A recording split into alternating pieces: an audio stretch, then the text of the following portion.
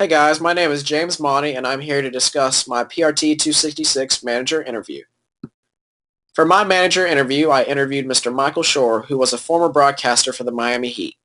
My first question to him was, can you briefly introduce yourself and how you got involved with your sport management related occupation? And his response was, since the time I was about 8 years old, I wanted to be a sportscaster.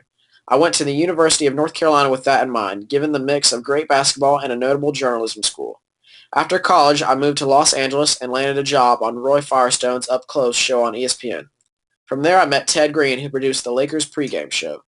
I became the associate producer and parlayed that into some on-camera work before landing the Heat halftime producing and reporting job in 1992, and that's how we got started with the Miami Heat.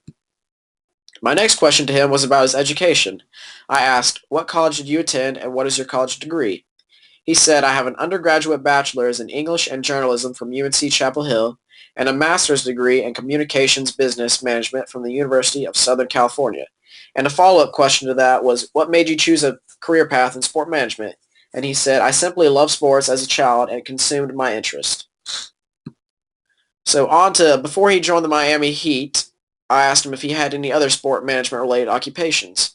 He said, yes, I worked for ESPN's Los Angeles operation, and I wrote and produced a syndicated show called The Other Side of Victory, hosted by the late Arthur Ashe.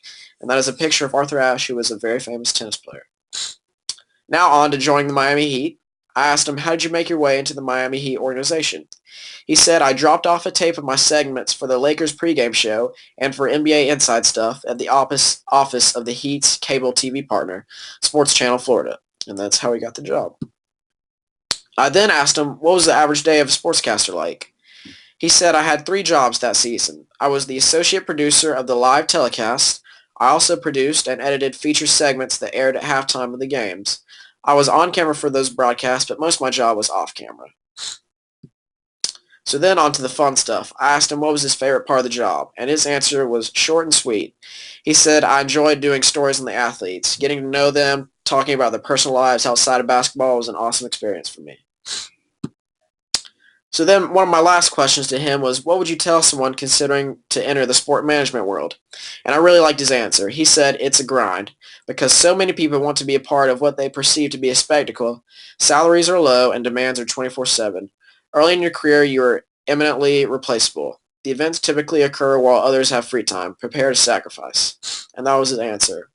Overall, I really enjoyed the experience. I got to meet a great guy, Mr. Michael Schoor, and he now said he has connections for me to go to the NBA maybe to become a sportscaster. So I really enjoyed the experience, and I thank you guys for listening.